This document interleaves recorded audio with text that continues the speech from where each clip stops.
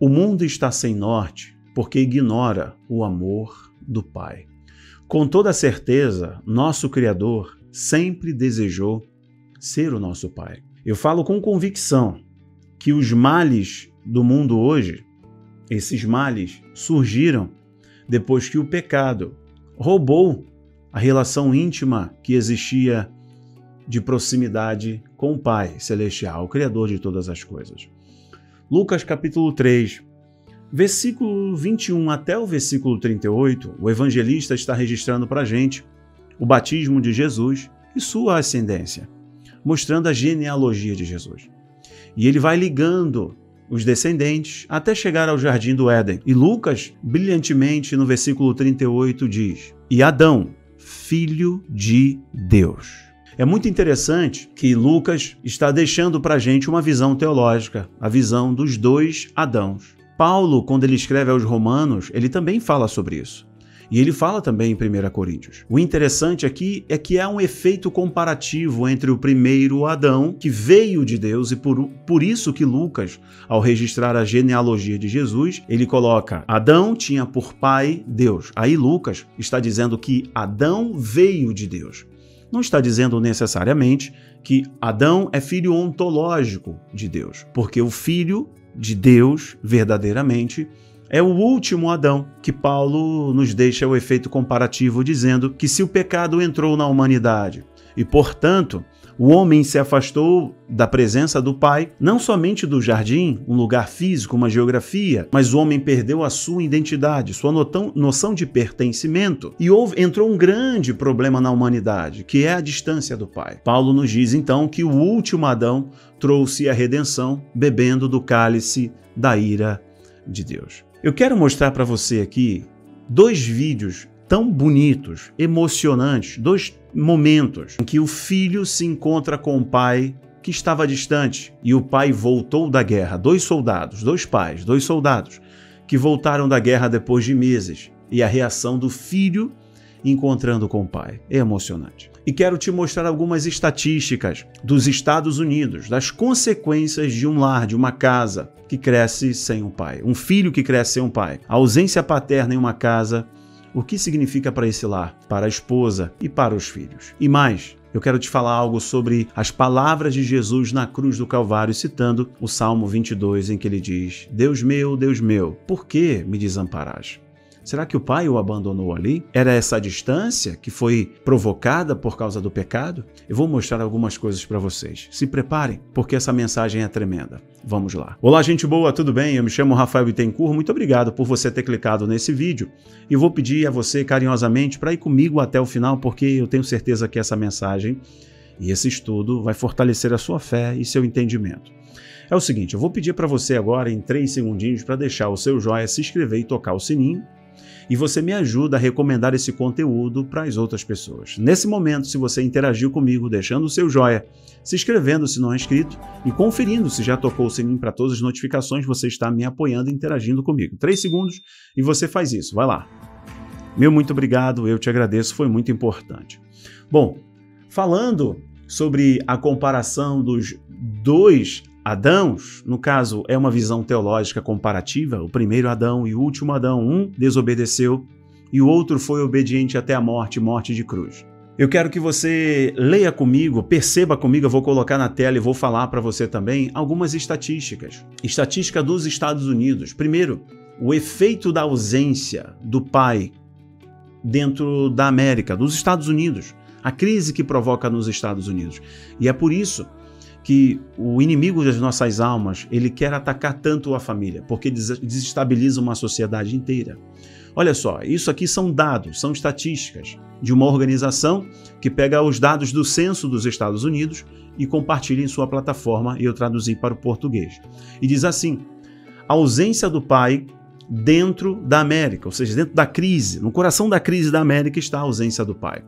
Pesquisas mostram quando uma criança é criada em uma casa sem pai, eles são afetados nos seguintes caminhos: 4 vezes maior o risco de pobreza, mais propensos a ter problemas comportamentais, têm 2 vezes maior o risco de mortalidade infantil, são mais propensos a irem para a prisão, mais propensos a cometer crimes, têm 7 vezes mais chances de engravidar na adolescência, são mais propensos a enfrentar abusos e negligência, mais propensos a abusar de drogas e álcool, 2 vezes mais provável sofrer de obesidade, 2 vezes mais provável de abandonar a escola. Isso aqui está no censo dos Estados Unidos, isso é oficial. E olha que interessante, você sabia que nos Estados Unidos, segundo esse censo, 1 em cada 4 criança cresce sem um pai biológico, sem um pai adotivo em casa. Ou seja, não tem uma presença paterna. Olha o que acontece agora com uma criança que tem a presença do pai, com uma pessoa que tem a presença do pai, que cresce com a presença de um pai. Bom, diminui a mortalidade infantil, diminui o baixo peso no nascimento, tem menos problemas emocionais e comportamentais, tem menos prejuízos, tem menos índice de obesidade, reduz drasticamente a gravidez na adolescência, melhora o desempenho escolar, dificilmente vai provar de encarceramento juvenil, ou seja, vai ser um jovem que vai cometer algum crime e se tornar um detento, vai ter menos problemas com álcool, abuso ou substâncias, vai se envolver muito menos em atividade criminal e os índices de suicídio serão menores, por causa da presença de um pai. Mas a presença do pai é bom não só para o filho, mas também para a mãe. Olha que interessante, os pais que são envolvidos geram algo muito bom, coisas boas para as mães. Olha só, as mães têm maior probabilidade de receber cuidados pré-natais, menos provável de fumar durante a gravidez, os nascimentos das crianças são mais saudáveis, têm menor risco de estresse pós-parto, menor risco de depressão pós-parto, menor estresse parental, mais tempo de lazer, maior satisfação conjugal. Deixa eu mostrar para você rapidamente algumas coisas interessantes sobre os pais. Primeiro, assista comigo agora. Um filho que o pai fez uma surpresa para ele, você está assistindo aí. O pai fez uma surpresa para ele, estava 10 meses lutando no Afeganistão. Então o pai fez uma surpresa na aula dele de Taekwondo. Ele está de olhos vendados, quando de repente ele escuta, vamos campeão. Ele escuta a voz e esse é meu pai. E o pai fala de novo.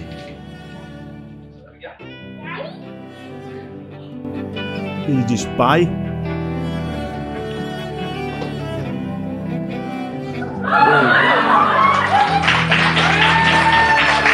Isso é extraordinário.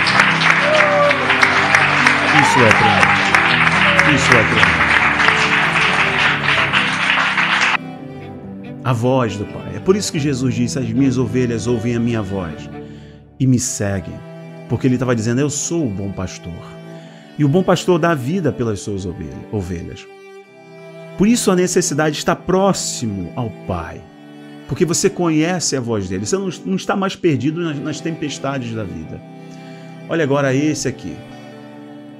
Um menino foi chamado na sala de aula, uma comemoração na escola, e ele foi chamado ali para receber uma premiação e não sabia que o pai estava voltando da guerra.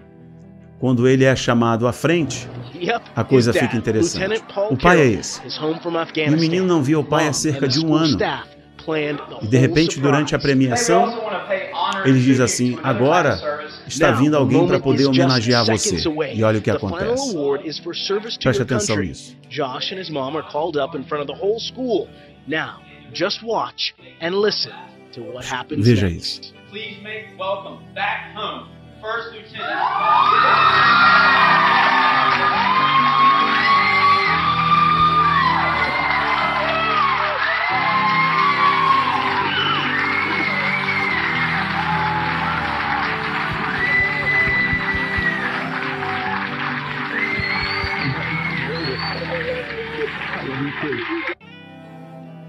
Esteja perto do seu pai. Ele te ama demais, o Senhor te ama demais. O medo, a morte, a insegurança, todo esse caos que a gente vê na humanidade, é porque o pecado afastou o homem de Deus. E a gente recupera tudo isso, cada dia mais um pouco, quando a gente reconhece o Senhor Jesus como nosso Senhor e Salvador. Quando entregamos a nossa vida a Cristo e deixamos então o Espírito Santo trabalhar em nós, as características do Pai vão sendo geradas dentro de nós. A nossa identidade muda na transformação da nossa mente. É por isso que em Romanos 12, Paulo nos pede, ele diz assim: rogo-vos, irmãos, pelas misericórdias de Deus, que apresenteis os vossos corpos como sacrifício vivo, santo e agradável a Deus, e não vos conformeis com este mundo, mas transformai-vos pela renovação da vossa mente. Você sabia que o Pai te ama tanto que ele tem ciúme de você? Ezequiel 8:3, Tiago 4, versículo 5, diz que o nosso Pai tem ciúme de nós. E é claro que eu não estou dizendo que é o ciúme apresentado como as obras da carne, lá em Gálatas capítulo 5. Ciúme que Ezequiel fala, outros textos mostram também. Tiago fala, estes textos apresentam o zelo do Pai por nós. E o interessante é que Jesus, na cruz do Calvário, ele decide chamar o Pai de Deus, porque ali ele estava comprando todo o nosso pecado. Ele estava pagando toda a nossa dívida. A Bíblia diz que Jesus, quando estava crucificado, ele diz assim: Eli, Eli, lama sabachthani. Deus meu, por que me desamparaste? Algumas pessoas dizem, diante dessa frase, que é um mistério insondável, profundo e tremendo, algumas pessoas dizem que é ali quando Jesus diz: Deus meu, por que me desamparaste? É que ele estava sentindo a distância de Deus, a ausência de Deus. Não vejo assim, porque se eu digo que Jesus estava distante de Deus, eu quebro um princípio da divindade. Se ele e o Pai são um, como ele mesmo disse, então ali ele não poderia estar longe do Pai. Ele não poderia estar distante do Pai. O que aconteceu é que, alguns momentos antes, Jesus estava no Getsêmani e ele ora, dizendo: Pai, se possível, afasta de mim este cálice. Que cálice é esse? O livro de Amós nos diz que naquele dia o céu ficaria escuro, as trevas tomariam conta da terra. No dia do Senhor, a humanidade iria provar do cálice da ira de Deus. Diante da soberania do Pai, diante da onipotência do Pai, da onisciência do Pai, se houvesse outro meio do Filho ser obediente até o final, que o Pai pudesse fazer, mas que não fosse feita a vontade do Filho, e sim do Pai. Jesus estava dizendo: eu vou te obedecer até o final, ainda que eu tenha que provar do cálice da tua ira, como foi profetizado no livro de Amós. E o interessante é que Isaías 53, a passagem, a profecia do servo sofredor, dizendo que ele seria servo de dores, ele iria ser pisado, seria moído, ele iria obedecer até o final. Essa passagem é muito conhecida de Isaías 53. Aquele momento da cruz, a Bíblia diz que por volta do meio-dia, ao meio-dia, o céu ficou preto, as trevas envolveram a terra. Ali era um sinal de milagre, porque Marcos está registrando para a gente que no momento em que Jesus diz: Deus meu, por que me abandonaste? É no exato momento como aconteceu a 9ª praga do Egito, de densas trevas. A praga que antecedeu a última, que foi a dos primogênitos, em que o Senhor foi a nossa Páscoa, ele foi o Cordeiro Pascual. E lá no Egito, quando ele tirou o seu povo, os céus ficaram com densas trevas. As trevas envolveram o Egito, não envolveu o povo de Deus, fazendo uma conexão, inclusive, com a tribulação que há de vir. Mas assim como no Egito, as trevas envolveram a terra por causa do pecado, e o Senhor, como o Cordeiro Pascual, proveu para o Israel com sangue nos umbrais, e eles puderam então sair do Egito por causa da última praga, que é a dos primogênitos. A Bíblia diz que na cruz do Calvário, o Senhor ele morreu na Páscoa. Os céus ficaram envolvidos em trevas.